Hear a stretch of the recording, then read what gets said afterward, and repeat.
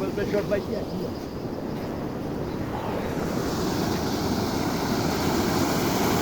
Mas Deus é quem sabe.